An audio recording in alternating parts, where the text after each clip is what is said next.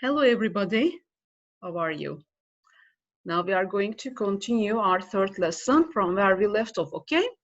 And I was talking about the underground cities of Cappadocia.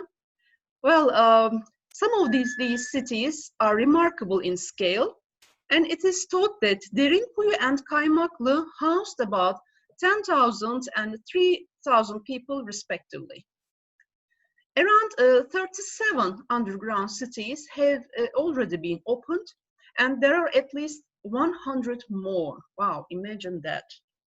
Though the full extent of these subterranean refugees may never be known. Exactly, yes. Well, narrow walkways lead you into the depths of the earth through stables, churches with altars and baptism pools, walls with air circulation holes, granaries with green stones, and blackened kitchens with ovens. And there are everything for human settlement. There are everything. Little rooms for families to sleep in and everything. It's really interesting. Well, the most famous the cities are Kaymaklı and Derinkuyu, as I said. Kaymaklı underground city features a maze of tunnels and rooms carved 8 levels deep. 8 kat arkadaşlar. 8 levels deep into the earth, and only 4 are open. And this is the most convenient and popular of the underground cities, and you should aim to get there early in July and August. Okay.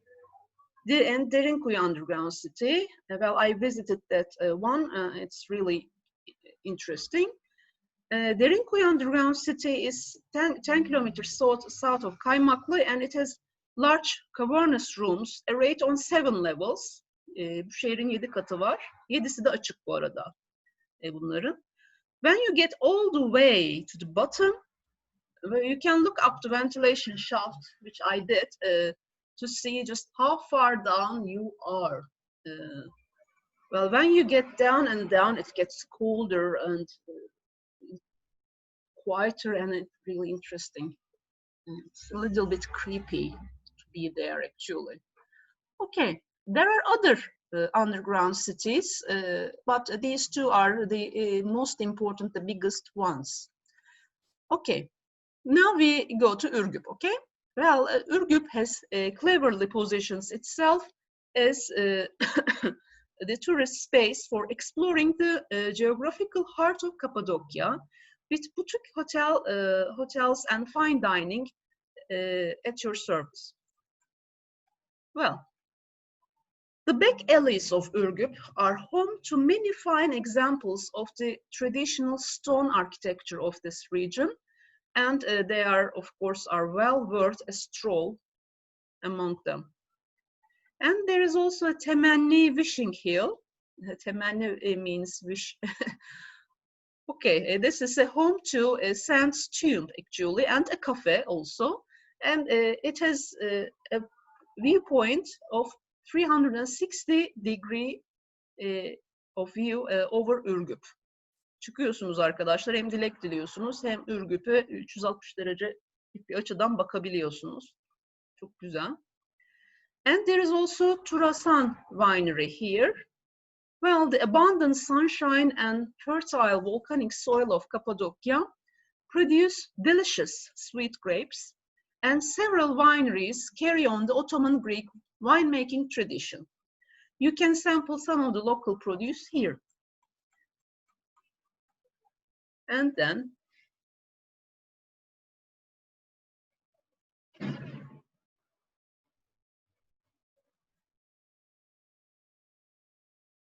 okay, we come to Niğde.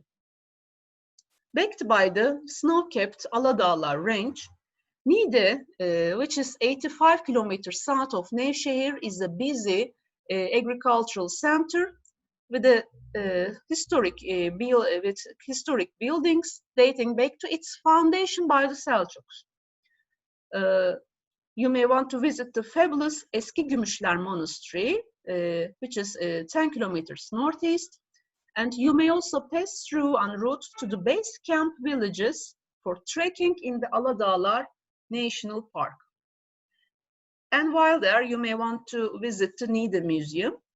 It houses a well-presented selection of the finds from the Assyrian city of Acemhöyük near Aksaray, through the Hittite and Phrygian ages, to sculptures from Tina, the former Roman center of and Hittite capital, 19 kilometers southwest of Niğde.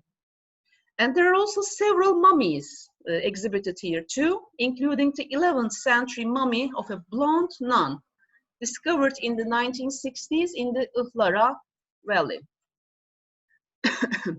And there is also Eski Gümüşler Monastery. I mentioned it before. It's some of Cappadocia's best preserved and most captivating frescoes in it. This place is a rarely visited ancient rock-cut monastery, and it was rediscovered in 1963. The main church is covered with colorful Byzantine frescoes painted between the 7th and 11th centuries. And of particular interest is the striking Virgin and Child mosaic to the left of the apse. And it is said to be the only smiling Mary in existence. That's the importance of this mosaic. And although the frescoes are the monastery's most famous feature, the Veronal rooms here is fun to explore too. It's like, it's a maze-like place actually. You enter the complex via a rock-cut passage. Kayaya oyulmuş bir şeyden giriyorsunuz arkadaşlar. Oyuktan giriyorsunuz buraya aslında. Which opens onto a large courtyard with reservoirs for wine, oil, and there are also rock-cut dwellings, crypts, a kitchen, and a refectory. A small hole in the ground acts as a vent for a 9-meter steep shaft leading to the 2 levels of subterranean rooms. Yerin altındaki odalar içinde hava delikleri varmış. You can descend through the chambers or climb to an upstairs bedroom. Bu kayalara oyulmuş yerlerde dolaşmak çok eğlenceli oluyor. Biraz da tehlikeli, yani kayıp düşme tehlikesi de var. Fakat çok eğlenceli bence. Yani kayalara oyulmuş odalar, yatak odaları, işte mutfaklar falan çok değişik bir his yaratıyor insanda. Çok güzel bir yer. Kesinlikle tavsiye ediyorum. Well, Aladağlar National Park is a must-see place around this place. And it protects the rugged middle range of the Taurus Mountains between Kayseri, Niğde, and Adana. It's famous throughout the country, for its extraordinary trekking routes, which make their way through craggy limestone range dotted with waterfalls. It's a beautiful view. It's best to trek between mid-June and late September, and at other times weather conditions can be particularly hazardous, dangerous. Although there are a variety of walks in the mountains, many people opt for the 2-day minimum walk to the beautiful Yedigöller, 7 lakes. And although solo trekkers do sometimes venture into the mountains themselves, unless you are experienced and prepared, you should consider paying for a guide or joining a tour. All trekking arrangements, including the guide and equipment hire, can be made through the guest houses in Çukurova. Well, and there is Big Hasan. Evet, Büyük Hasan. Cappadocia's second highest mountain. It provides a challenging trek also. The closest village to the 3,268-meter inactive volcano is Helvadere, about 10 kilometers southwest of Ihlara village and 20 kilometers east of Taşpınar. Helvadere is the site of the ancient city of Nora, the archaeologically unique remains of which can be seen 1 kilometer east of the village. From the mountain hut, it takes 8 hours to hike to and from the summit, where the basement of what was once Turkey's highest church remains. There are views of the Aladağlar and Balkar ranges and Tuz Gölü, the country's second largest lake, Salt Lake. And there is, of course, Ihlara Vadisi, Ihlara Valley. Okay. Southeast of Aksaray, the Ihlara Valley is home to one of the prettiest strolls in the world. Evet, dünyada yani yürüyüş yapılacak, dolaşılacak, gezilecek en güzel yerlerden biri. The valley was a favorite retreat of Byzantine monks who cut churches into the base of its towering cliffs. Evet, illa oralara kazılacakmış, yani kiliseler kazılma usulüyle inşa ediliyor o zamanlar, neden bilmiyorum. Good times to visit are midweek in May or September when fewer people are around. Okay.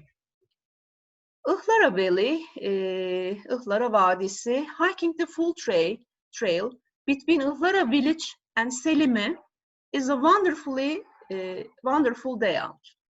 Most visitors come on a tour and only walk the short stretch, with most of the churches and entering via the 360 steps of the Ihlara Vadisi turistik tesisleri, Ihlara Valley Tourist Facility ticket booth, and exiting at Belisırma. Okay, other entrances are at Ihlara Village, Belisırma and Selimi. It takes about an hour to walk from Ihlara Village to the Ihlara Vadisi turistik tesisleri stairs. Okay, if you are planning to walk the entire trail, it's best to start early in the day, and along the valley floor, signs mark the different churches you can visit on your way.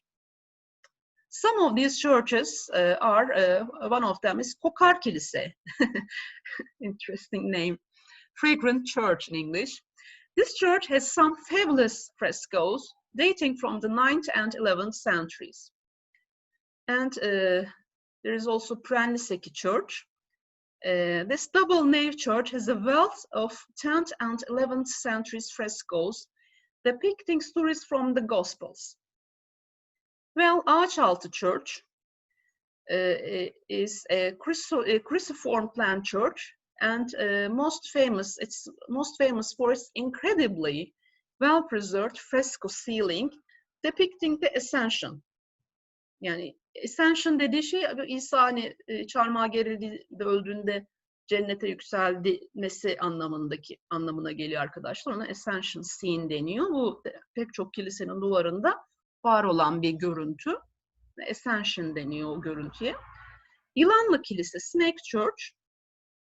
Many of the frescoes are damaged in this church, but it's possible to make out the one outlining the punishments for sinners. That's an interesting one. Evet, günahkarların cezalandırılması konulu freskoyu görebilirsiniz arkadaşlar. Especially the three-headed snake with a sinner in each mouth. Yes. Lovely. Direkli Church. This cross-shaped church has 4 columns with lovely, partially preserved frescoes of saints. And the large adjoining chamber originally had 2 stories, as you can see from what's left of the steps and the holes in the walls from the supporting beams. Bahattin Samanlı Kilisesi, Bahattin's Granary. Some of the Ihlara Valley's best preserved frescoes depicting scenes from the life of Christ are contained in this tiny church. And the final one is Selime Monastery. This monastery at Selime is an astonishing rock-cut structure incorporating a vast kitchen with a soaring chimney, a church with a gallery, and a church with a gallery around it. Okay. Well, this is the end of my 3rd lesson, and I will continue to talk about this in my 4th lesson, okay?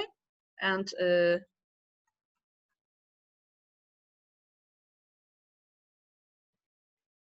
we are coming to the end of our lessons. I'm going to talk about these things a little bit more, and then I will talk about a little about our final exam, but I'm not going to mention how it's what it is going to be, just how it's going to be. Yani son dersimizde arkadaşlar, son derslerimizde sınavlar hakkında bilgi vereceğim ama hani tabii ne olacağını söylemeyeceğim ama neler olabileceği hakkında bir bilgi vereceğim genel olarak. Soruluyor çünkü. Bir de yazı metni soranlar oluyor. Yazı metni bilhassa koymuyorum çünkü dinleyerek anlamanızı istiyorum. Sınavı da o şekilde zaten yapmanızı isteyeceğim sizden. Evet, dersin sonuna geldik. 4. derste görüşürüz. Kendinize iyi bakın arkadaşlar. Şimdilik hoşça kalın.